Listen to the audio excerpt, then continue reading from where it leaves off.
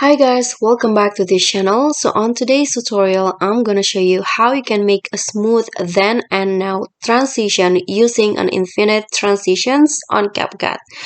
So if you guys want to make a then and now video, maybe of you being a child and also the photo of you now, you can use these transitions that I use on this edit.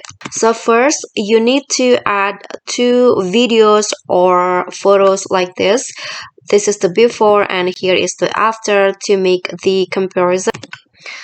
After that, you just need to go to the transitions feature at the top, and then here click on the camera category, and then here scroll down until you find there are two options, infinite one and also two.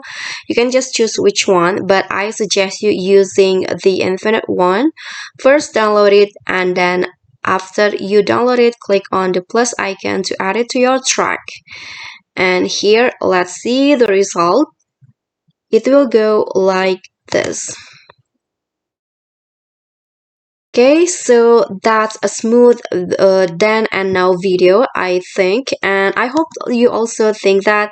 And if you think this video is helpful, remember to click thanks, like this video, comment, and also subscribe.